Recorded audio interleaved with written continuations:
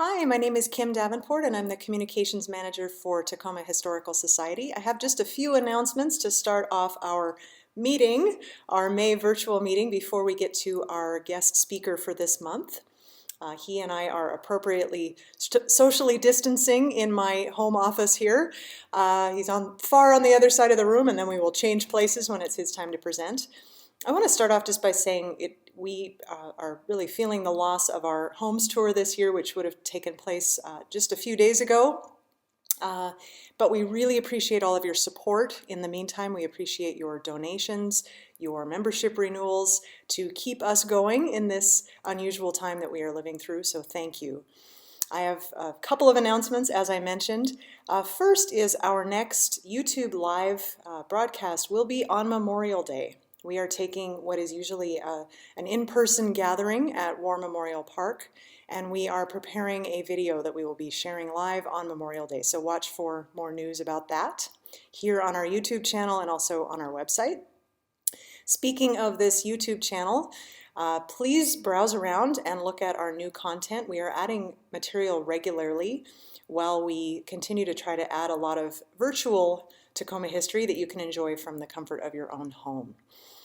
We also have a new audiobook. We announced last month the first audiobook release, and we now have a second.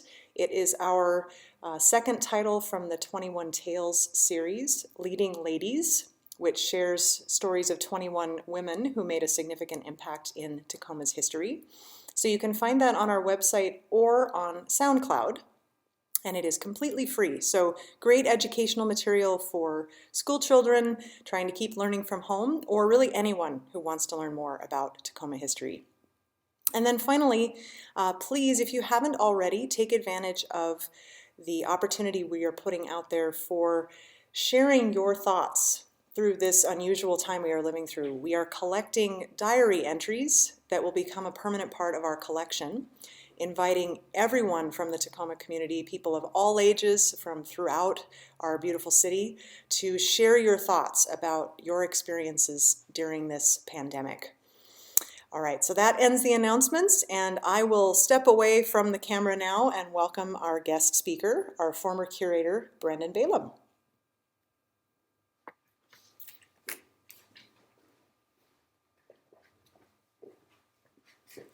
Hey everybody, so nice to see all of you again, and I have to say before I begin a huge thank you to Michael Lafreniere and Kim, of course, for giving me the opportunity to do something productive and educational and fun during this interesting time in history we're living through.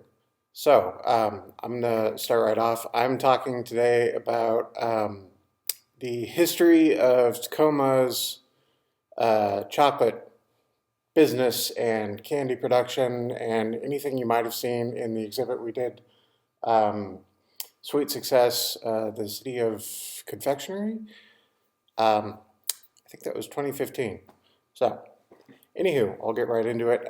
But specifically, I'm talking today about two buildings on the University of Washington Tacoma campus that were chocolate factories and were not, surprisingly enough, Almond Roca related. So I'll get right into it. So this is Cherry Parks and the Chocolate Factory. And good to see you again. And how do I advance the slide?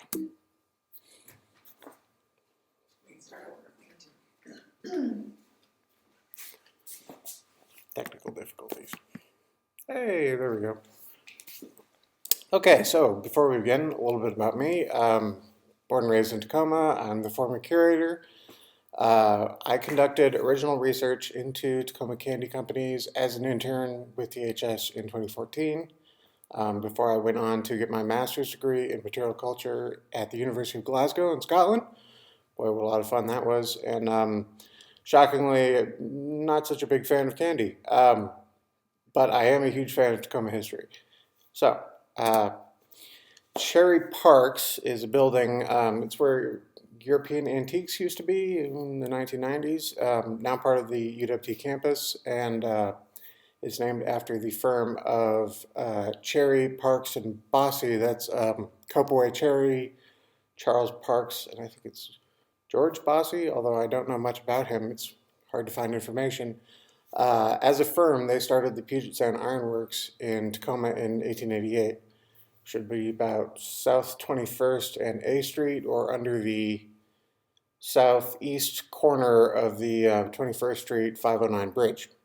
Now, they specialized in engineering components and architectural ironwork, but it did all sorts of foundry, casting, you name it, with iron. The Russell Joy building, also part of the UW campus now, another wonderful historic building that's found in new use, named after Russell Tamerlane Joy, who was from New York, born in Kingston in 1862 during the Civil War. He came to Tacoma as a young man, bought that property in 1891. He was a pianist from New York's Trinity School and got a job here coming over from on the railroad for the Tacoma Land Company, selling plots of land throughout the city. And then he started the Excelsior Park Land Company in South Tacoma. And not a lot of people know Excelsior was a little township right about South 56th and South Tacoma Way, that intersection there. And so he was selling lots in that area before he left Tacoma and moved on to San Francisco and opened the California Medicinal Springs Company that ran hot spring resorts. He's a very interesting man.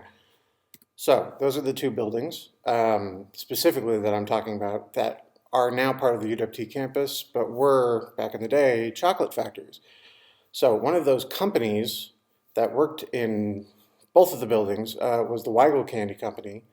You can still see a little bit of their advertising on a Go sign on the side of the Cherry Parks building today. It's still there, just very faded. So they were formed 1889 to 1890 and closed in 1937.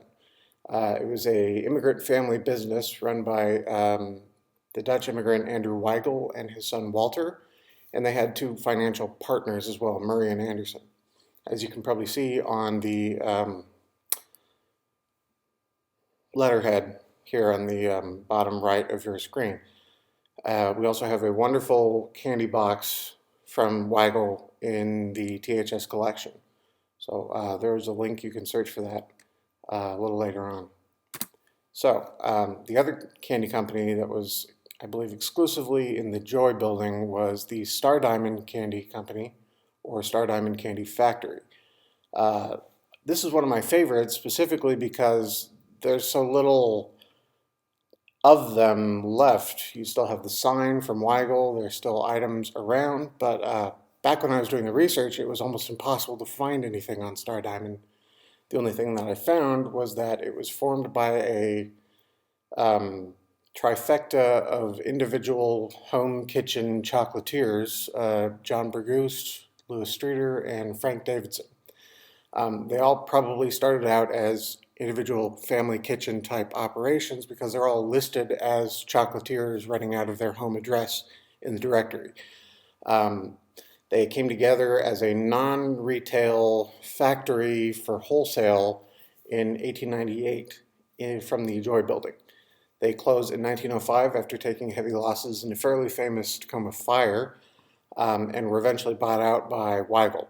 So they became part of the Weigel Company.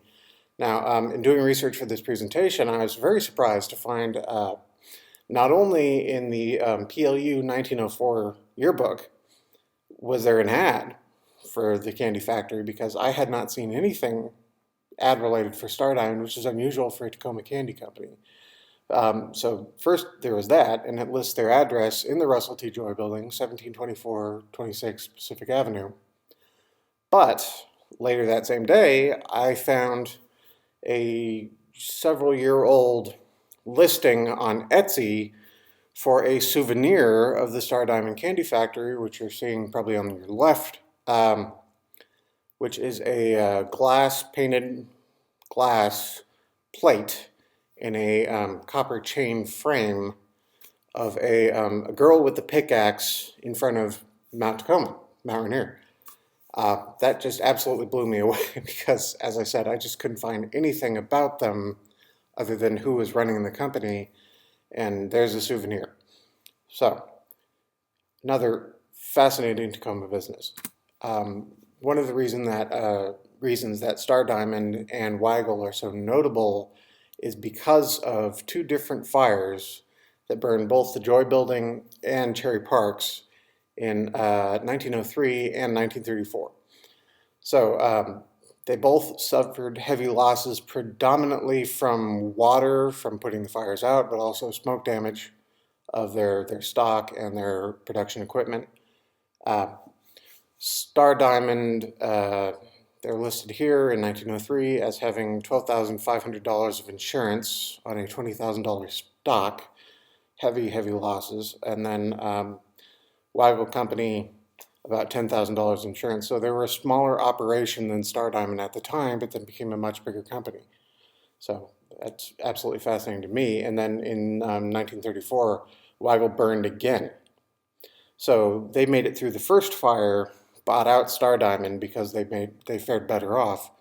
But then the second fire in 1934 forced them to close eventually.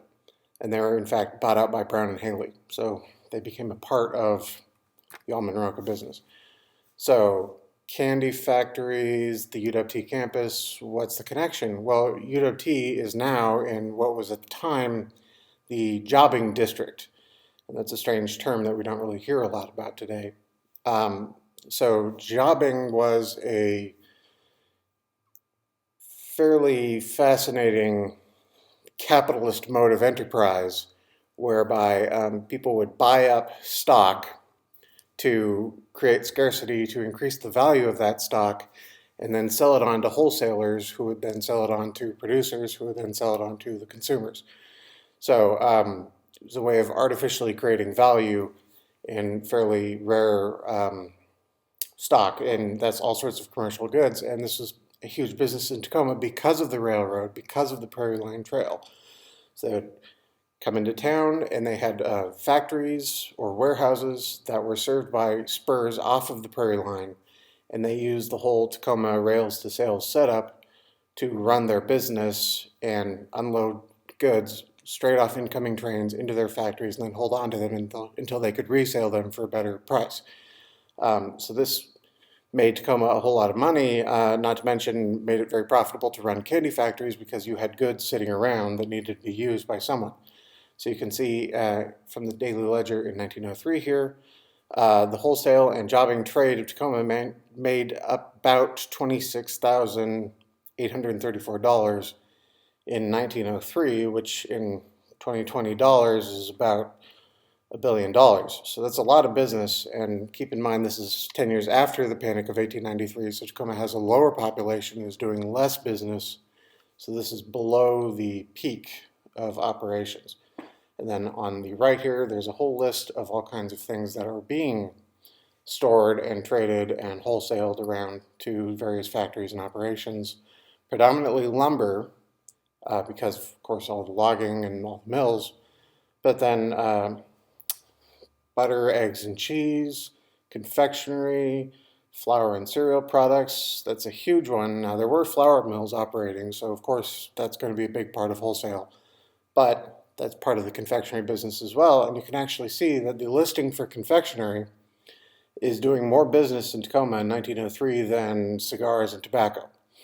So that tells you a little bit about the scale of the operation that's going on, which is just fascinating to me. And this whole trend of building warehouses that were served specifically by spurs off the rail line to take in goods and then sell them wholesale was started with the Sprague Building, which is 1501 Pacific, where the Children's Museum is.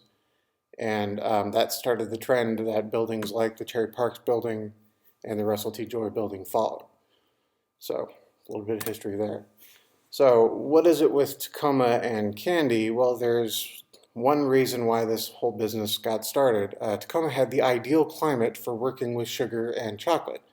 And before AC and refrigerated shipping, you needed the right temperature range because otherwise the chocolate would melt, the supplies would ruin, or it would be too cold and too hard to work, which is why another city like Hershey, Pennsylvania is known even today for chocolate because of that climate. which was really important back in the day. Not so much these days, but that trend is really stuck. And of course, so many people know about Brown and Haley and the almond roca factory, but there was so much more to it before they really hit their peak. So obviously there's Humphreys Candy. You can see that packaging on the top left there. They're really known for their design, but there's so many other companies totaling maybe about 100 individual candy makers, mom and pop operations, large factories, and so much more happening in Tacoma from the beginning of the town right through today. So the railroad and shipping options is a huge part of that because you have to have the supplies, you have to have the sales, you have to be able to transport goods back and forth to make those sales. But there's another reason, which we did a whole separate exhibit about at THS, prominent role in theaters and entertainment, concession sales, basically. So Tacoma was a major stop on vaudeville and silent movie circuits. We had actors and films coming around on the trains. So there's a non-stop entertainment zone happening in downtown Tacoma. And there's a whole lot of candy sales supporting that. And then obviously Tacoma was part of the entrepreneurial American West. So you had a lot of people who came here who didn't have a lot of options, who got the idea, we're going to do something to make ourselves some money, to create a living. Sorry. So you have all kinds of people opening up shops, opening up businesses, starting things in their family kitchen. Candy is part of that. And you can actually see in this graph here that candy follows the trends of American business or American history. So if you look and you see the Panic of 1893, right between 1890 and 1895, there's a dip there. There's the Great Depression. You can see dropping from 23 candy companies down to 14. And then the post-war boom. And then the consolidating of large companies down to the final remaining ones through the 50s, 60s, and 70s. So there we are. A lot of candy makers are just fascinating people to study because they did a lot of advertising, they made a lot of business, and they got to be well-known people. So you can find stories about them in the newspaper, and that was part of my research. So I'm happy to share a little bit of that with you today. My favorite character, Pop Smith, Charles Smith, he started out as a kitchen candy maker, and then kind of let the business side of things go a little bit because he was much more happy to see people happy than he was to try and make money. So he became known as the Candy Man, who would walk around Pacific Avenue passing out toffee to boys and girls and just making people happy, and that was more important to him. But then he also had a kiosk so he would make sales because of his reputation. So he's a fascinating character, and you can see an ad from the Stadium 1902 Tacoma yearbook right there, top left. Herman Breyer, here on the middle left, is another interesting character because he's what you might call an early feminist for Tacoma in 1886, saying that if a man spends money on cigars, his wife has the same right, which not everybody agreed on at the time, to spend money on ice cream, fruits and nuts, and all of that, and that's why you should come visit his business, because he had both tobacco and candy. And how fascinating is that? Obviously, there's some wonderful old Brown and Haley advertisement before the almond roca. You're looking at a Mountain Bar advertisement on the bottom left. And the man who actually trained Harry Brown of Brown and Haley is an even more fascinating character named Ora B. Dewey, and you can see, well, maybe you can't see on the top right. I think my head is in the way. Little funny article in the newspaper. Soda plugger says gun was drawn. Ora B. Dewey was known for being a little bit unstable, and he had a soda fountain in addition to his candy stores, and he insisted on that his soda jerkers wore clean, pristine white uniforms while dispensing brightly colored liquids, and then would freak out when they asked him to pay for laundering their uniforms. So he was notorious for pulling guns on his employees. So Old West, there you go. This was from 1913. So it's not exactly the Old West, but still a fascinating character. But he trained Harry Brown, who started Brown and Haley. So interesting lineage there. Charles Muhlenbrock was a German immigrant who started a candy operation. His son was in the paper. In this article here, Moral Eat Candy, Roy Muhlenbrock, the baby of the family that operates Broadway Confectionery Store, is a walking ad for his dad's good eats. The point is, the candy is so good at the Muhlenbrock store that you need to come in and see Charles' son because he's gotten so fat off of his dad's candy. It's hilarious. This is 1916. Quote, he's taking on height and girth so steadily that an estimate of today's figures would mean nothing. It's about 50-50 with Roy and Arbuckles of the movie. So they're comparing him to Fatty Arbuckle, which is hilarious to me. And then another early feminist from the Tacoma News Tribune in 1929, Tacoma's Appetite for Sweets, talks about the Hamilton Candy Factory. Now, they were fairly standard as a large factory for confectionery goes, but John Hamilton was known very widely for giving jobs to women when that was maybe not so socially acceptable. So that was that itself was not newsworthy at the time, but you can look back and see this picture and see that most of his employees were women, and that was very progressive for the era. So a couple of individual highlights from my research. Of the nearly 100 Tacoma candy operations that we found, 4 are still active, 3 in Tacoma. The one that isn't in Tacoma is Mars. Now, the 6th largest U.S. private corporation, founded in Tacoma in June 1911. Frank Mars, the founder of the company, actually learned to make candy from his mom in a house on North 27th Street, just west of Proctor. So, there you go. They are now in Minneapolis, and his son, Forrest, is the one known for Snickers and M&Ms and all of their more famous recipes, but they were in Tacoma up through 1920, and it is speculated that Frank actually left Tacoma because he had all these debts from running his company and decided it would be easier to leave and skip out on paying them than it would be to pay them back and keep working in Tacoma. So another very interesting story. The 3 remaining Tacoma candy operations are, of course, Brown and Haley, the Almond Roca factory, as well as Johnson's on Hilltop, MLK, and Marco's, who does candy apples and other caramel items, and they're a mainstay of the Puyallup Fair. So those are the 3 left out of 100. And then, as I discussed earlier, jobs in candy factories were an early socially acceptable career for women in Tacoma. And that was a hard-fought victory there, but a victory nonetheless. And then, as we already discussed a little bit, many of Tacoma's candy operations were family businesses. So you'd have everybody in the family working in the kitchen or something like that, and they'd start the business that way.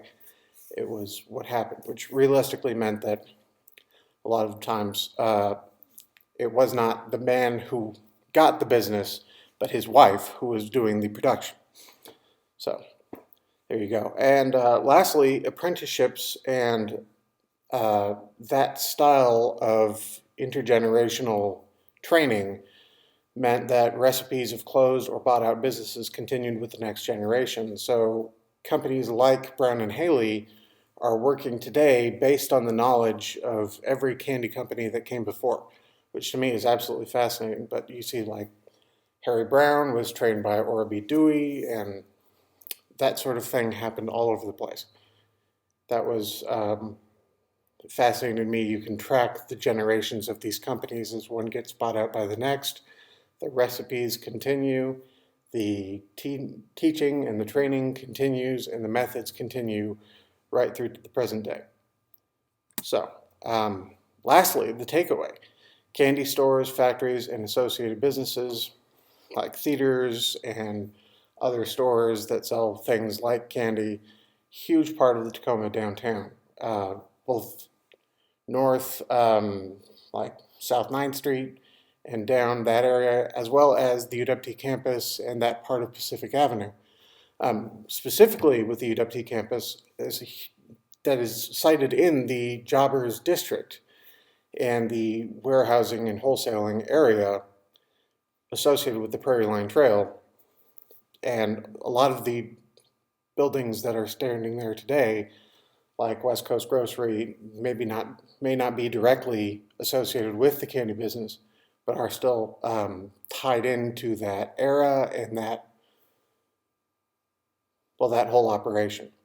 And that's not including the buildings like the Cherry Parks building, like the Russell T. Joy building, which are, in fact, were started as candy factories or contained candy factories early in their history. And like everything else, this has to do with the railroads and rails to sales. So please check out the Prairie Line Trail. There is a website, or wear a mask and visit it yourself. Stay 6 feet away from everyone. And please visit www.tacomahistory.org, or better yet, our collections portal, tacomahistory.pastperfectonline.com. And thank you so much. And please, everyone out there, stay happy, stay healthy. We'll make it through this. And thank you so much. And I'm going to give it back to Kim.